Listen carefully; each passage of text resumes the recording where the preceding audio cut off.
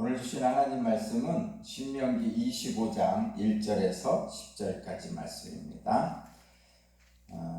오늘 말씀의 제목은 참된 행복은 사랑에서 나옵니다. 라는 제목인데 오늘 말씀은 생명 존중의 말씀과 그 다음에 공동체의 책임과 의무에 대한 말씀이 두 부류로 나눠져 있습니다. 1절부터 4절은 공정한 재판에서의 생명 존중, 동물까지도, 그리고 나머지 4절에서 10절까지는 공동체 구성원의 책임과 의무에 대해서 기록하고 있고요. 이 두 가지 핵심적인 내용은 그겁니다. 우리들에게 하나님의 사랑으로 참된 행복을 주시려는 것이죠. 하나님의 사랑으로 참된 행복을 주시려는 것입니다. 자, 내용을 잠시 보면 이런 거죠. 첫째, 1절에서 3절까지는 공정한 재판에 대한 이야기를 하면서 공정한 재판을 얘기하면서 거기 1절에 보면 옳은 사람에게는 무죄를, 잘못한 사람에게 유죄를 선고한다. 당연한 얘기죠. 공정한 재판의 핵심입니다. 유전 무죄, 무전 유죄 이렇게 하지 말고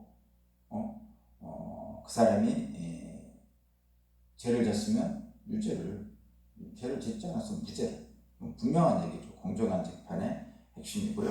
그렇게 공정한 재판을 하는 과정 속에서 이제 범죄를 범한 것으로 밝혀진다. 그러면 어떻게 해야 되냐면 첫 번째는 그 사람의 죄의 정도에 따라서 벌을 주라는 거죠. 죄의 정도에 따라서. 이런 거 있잖아요. 일벌백계. 일벌백계. 한 사람을 징계함으로써 많은 사람들에게 경계의 대상으로 삼는다.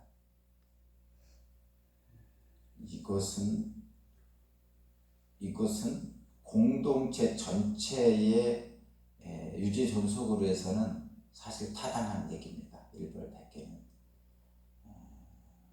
그렇지만 개인에게는 옳지 않은 거죠. 공동체 전체를 유지 존속하기 위해서는 일벌백계라는 것이 한 사람을 징계함으로써 공동체 전체의 경계를 삼는 것은 공동체 유지 존속을 위한 목적에서는 타당한 것이죠. 그렇지만 벌을 받는 그 사람 개인에게 있어서는 억울한 것입니다. 그래서 일벌백계라는 표현은 좀 가능하면 아주 제한적으로 사용을 해야 되죠. 요즘 코로나19 때문에 이 두 가지가 충돌하죠, 여러분. 말하자면 공동체 전체를 위한 어떤 병균 감염 경로에 대해서 밝힘으로써 공동체 전체를 보호하려는 목적하고, 그 다음에 그 감염 경로 전체를 밝히다 보니까 개인의 인권이 침해되는 경우가 생기게 됩니다. 이 두 가지가 충돌하는 거죠. 공동체 전체의 유익과 개인의 인권 사이에 정말 적절한 조화를 이루어야 됩니다. 근데 이 적절한 조화는 개인의 인권이라고 하니까, 개인이라고 그러니까 굉장히 작은 거라고 생각하는데, 여기서의 개인이라고 할 때는 모든 사람을 얘기하는 거예요. 모든 사람을 얘기하는 거예요. 왜냐하면 모든 사람이 다 그 경우가 될 수 있기 때문에 그렇죠. 누구나 코로나에 감염될 수 있죠. 그렇기 때문에 감염된 사람 개인의 인권이라고 할 때는 모든 사람의 인권이라는 전제가 깔리는 거예요. 거기에. 왜냐하면 모두가 다 감염될 수 있기 때문에 그런 거예요.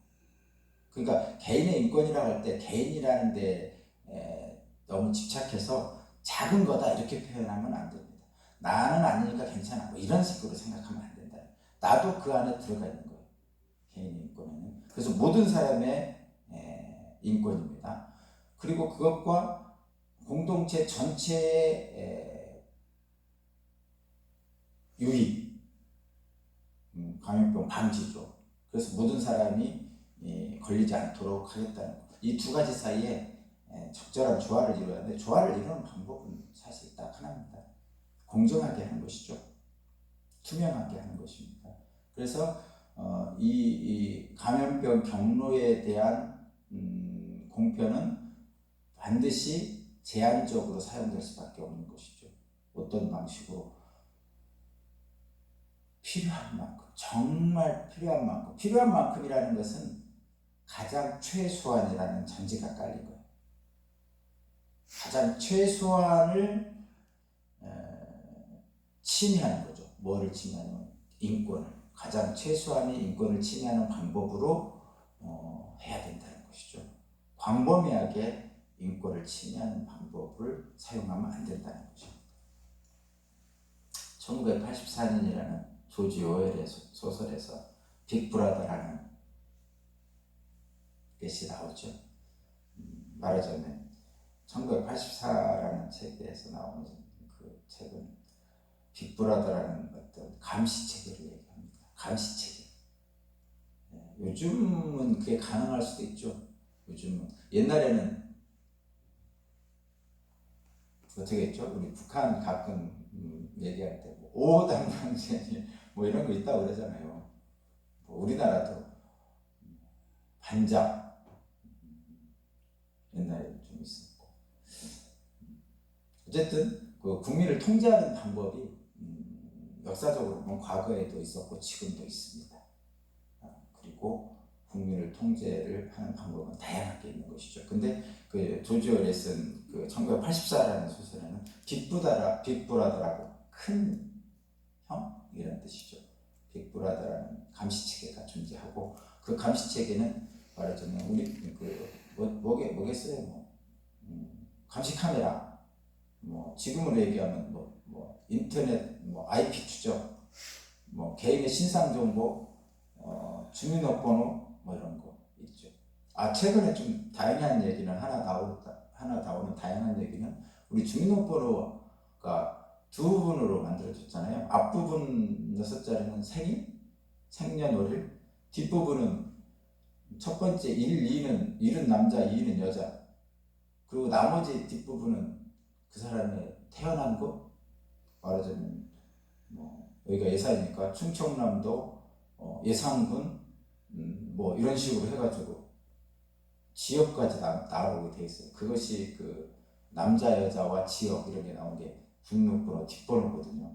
그래서 주민등록번호 뒷번호를 이제는 없앤다는 얘기가 있죠. 없앤다는 얘기가 지금 나오고 있는 것 같아요.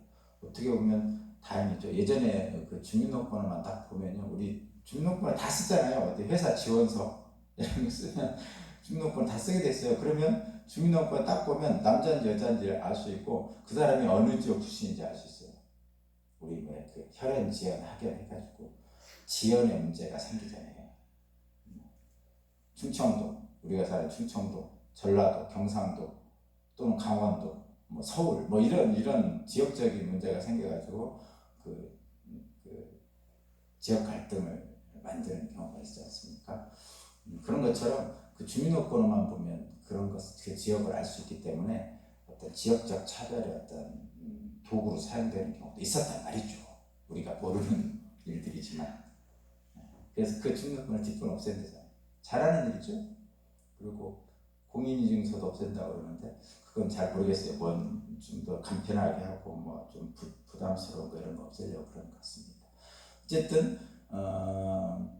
개인의 인권, 여기서 개인이 나오면 우리 모두라는 얘기를 전제를 꼭 깔아야 됩니다. 그리고 공동체 유지 존속을 위한 공동체 이익, 이 사이에 적절한 균형을 맞춰야 된다. 다만 분명한 원칙은 공동체 이익을 위한 개인의 인권의 제한은 늘 최소한에 그쳐야 된다는 것이 가장 중요한 겁니다. 적절하게 분명하게 해야 됩니다. 그 얘기고, 공정한 재판은 당연한 거고, 공정한 재판을 위해서는 그 공정한 재판에 더 그 안에 들어가서는 범죄자에 대해서 처벌할 때 범죄의 정도에 따라서 처벌해야 된다. 절도죄는 절도죄만큼, 강도죄는 강도죄만큼 처벌을 해줘야 된다는 얘기죠. 그죠? 그 다음에 하나 더 있는 것이 3절입니다. 이게 이제 사실은 생명 존중의 하나님의 말씀에 많이 중요한 건데 3절 한번 제가 읽어보겠습니다. 그러나 매를 40대가 넘도록 때려서는 안 됩니다. 40이 넘도록 때려서 당신의 결례가 당신들 앞에서 천히 여김을 받아서는 안 됩니다. 40대 넘도록 때리지 않는다고 그러죠. 이유는 거기 나오죠. 첫 번째는 40대 이상 때리면 죽을 수도 있어요. 불구가 될 수도 있고요. 그리고 중요한 이유는 거기 써 있듯이 업신여김을 당한다는 거죠. 천히 여김을 받는다는 거예요. 너무 많이 때리면 사람들한테. 그러니까 적절하게 징계를 해야 되는데 사실 요즘은 태형은 없습니다. 태형이라고 하는데 때리는 형이죠. 지금도 있는 나라들이 있습니다. 우리나라는 없습니다. 다행히. 어쨌든 사람의 몸을 때린다는 것은 아무리 교육적인 목적일지라도 좀 그렇잖아요. 그렇죠? 물론 말의 폭력도 똑같지만 그래도 직접적인 위험적인 폭력에서 사람이 사람을 때리는 것은 정말 옳지 않은 거죠. 그런 그 태형을 부활하자는 생각하는 사람도 있지만 저는 정말 반대입니다. 위험적인 폭력은 절대적인 폭력이기 때문에 어떻게 사람을 완전히 인권을 무시하는 거거든요.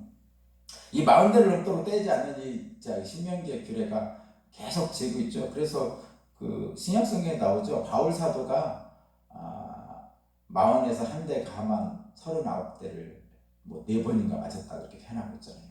그러니까 이게 그래서 이 율법이잖아요. 이거 40대 이상 때리지 말라 이렇게 하는 게 40대를 넘도록 때리지 말라 이렇게 했는데 왜 39대를 때리냐면 혹시라도 잘못 계산해서 한 대라도 더 넘게 때리면 율법을 어기는 게 되니까 그래서 40대를 때리라는 이 율법은 39대만 때립니다. 실제로 현장에서. 왜냐하면 세다가 잘못 세가지고 그걸 넘게 때리면 율법을 어기는 것이 되니까 그런 의미도 있습니다. 그러니까 현실적으로 적용할 때 40대를 이상 때리지 말라고 40대를 넘도록 때리지 말라는 거에 대해서 39대 때리는 것은 나름 인간의 한계를 인정하는 것 중에 하나입니다. 자, 생명 존중의 말씀입니다. 뿐만 아니라 하나님의 생명 존중의 뜻은 4절에서도 나오죠. 곡식을 밟으면서 타작하는 소의 입에 망을 씌우지 마십시오. 이제 곡식을 밟는다는 것은 타작하는 거예요. 이렇게 곡식을 타작할 때 소가 타작하다 보면 배가 고프잖아요. 소가 일하다 보면 그러면 타작하니까 옆에 곡식 있잖아요.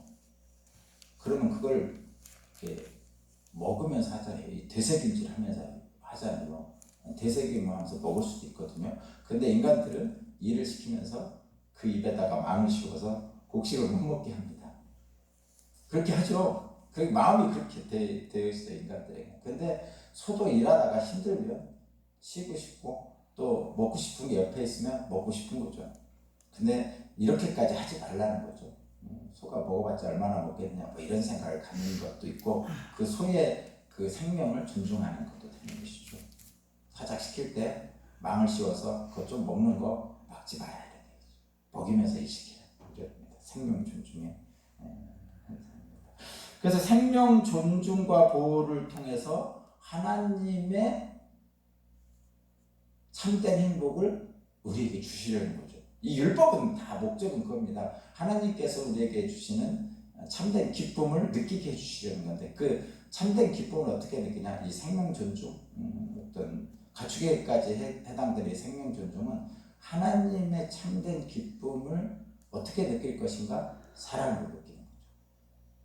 범죄자까지 사랑하시는 하나님.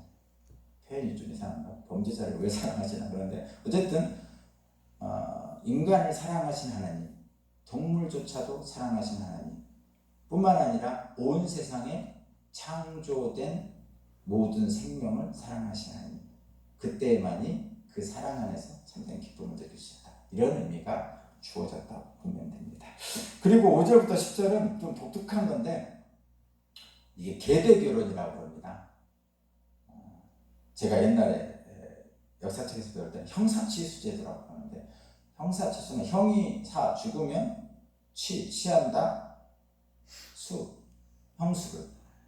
그러니까 형제 중에 형이 먼저 죽었어요. 자손을 남기지 않고. 그러면 그 동생이 그 형수를 취한다는 게 결혼해가지고 형수와 결혼해서 자식을 낳는다는 거죠. 그리고 거기서 낳은 자식은 첫 번째 자식은 형의 성을 따는 거죠. 형의 집안을 잇는다 이런 얘기입니다. 아마도 우리나라에서도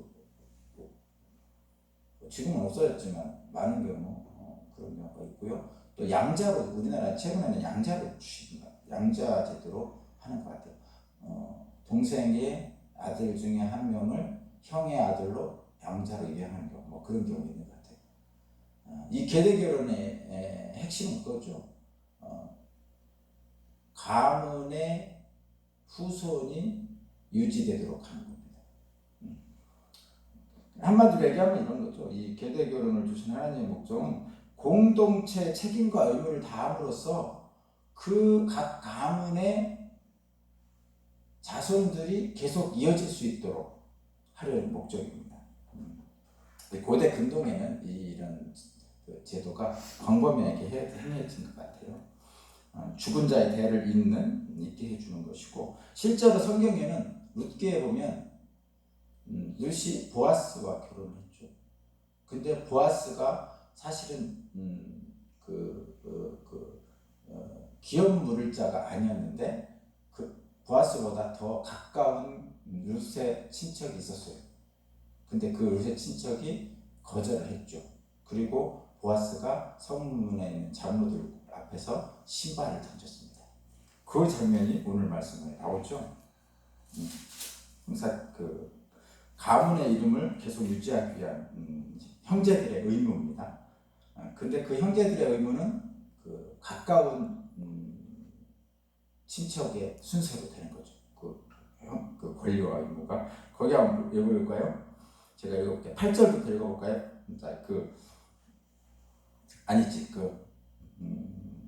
그쵸.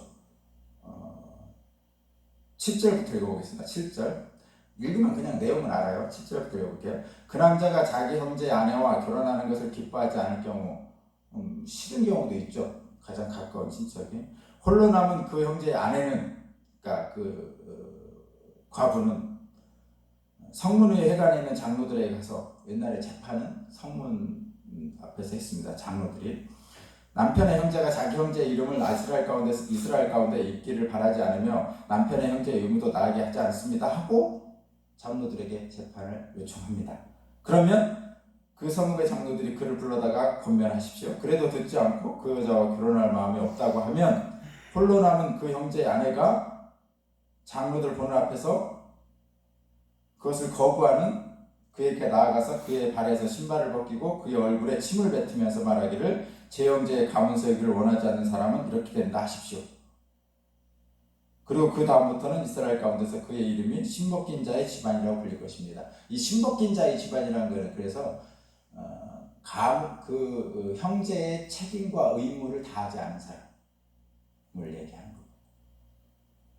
그래서 보아스가 친척보다 후순이지만 보아스가 룻과 결혼하게 된 거예요. 그 과정이.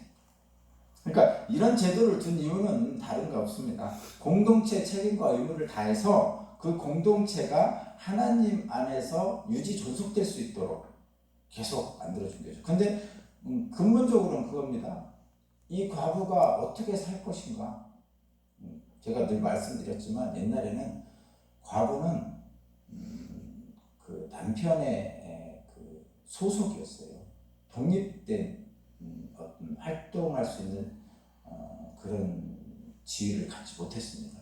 그래서 남편의 그늘이 늘 필요했던 것이죠. 지금은 안 그렇습니다. 독립된 활동을 다 할 수 있습니다. 계약도 할 수 있고.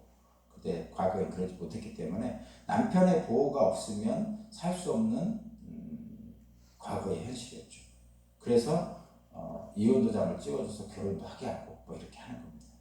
그러니까 이 가문의 후손을 잇게 하는 것, 그리고 의지할 데 없는 과부가 살 수 있게 만들어주는 것, 이 모든 것이 사실은 이 계대 결혼의 어떤 내용인데, 이것은 그 공동체가 함께 짊어져야 될 책임과 의무라고 규정된 거죠. 심지어는 심 벗긴 자의 집안이라고 침을 뱉는다고 하잖아요. 이게 불명예라는 얘기죠. 자신의 책임과 의무를 다하지 않은 사람은 그만큼 불명예스럽다, 이런 뜻입니다. 오늘 본문의 제목이 참된 행복은 사랑에서 나온다는데, 요즘은 참된 행복을 사람들이 어디서 찾습니까? 주로 성공이라는 데서 많이 찾죠. 일에서 성공하고 인정받는 것이, 그래서 출세하는 것이 우리들의 참된 행복을 찾는 방법이라고 생각을 하는데, 근데 많은 사람들이 행복을 찾기 위해서 출세를 했지만 가정이 불행한 경우도 많이 있어요. 주변 사람들을 불행하게 만드는 경우가 많이 있습니다.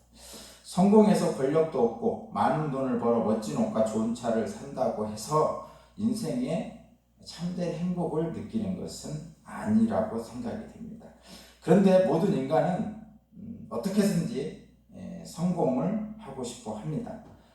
근데 그것이 생명의 가치를 뛰어넘으면 안 되는 것이죠. 생명의 가치를 뛰어넘으면 그 성공이 왜곡되게 됩니다. 근데 인간은 끊임없이 그것을 추구하게 됩니다. 근데 하나님이 추구하시는 것은 언제나 사랑이죠. 그 사랑을 통해서만 참된 행복을 느낄 수 있도록 인간은 창조되었습니다. 인간은 하나님의 형상대로 창조됐고, 하나님의 사랑을 내 안에 갖고 그 사랑으로 살 때만이 참된 행복과 기쁨을 느낄 수 있도록 인간은 창조되었습니다. 실제로 그렇습니다. 여러분 살아보면 그렇다고 느끼지 않으세요? 저는 그렇게 느끼는데, 어쨌든 생명 존중의 공정한 재판, 그다음에 공동체의 책임과 의무를 다하는 이 계대결혼, 이 속에 담겨있는 하나님의 뜻은, 참된 행복은 하나님의 사랑에서 나옵니다. 그래서 사랑 안에 살기를 바랍니다. 저와 여러분도 오늘의 삶이 참된 행복을 찾는 그런 삶이 되기를 바랍니다. 하나님 감사합니다. 오늘도 하나님의 사랑으로, 모든 것은 하나님의 사랑으로 참된 기쁨을 향해 나아가는 우리가 되게 하여 주옵소서. 감사드립니다. 예수 그리스도 이름으로 기도합니다. 아멘.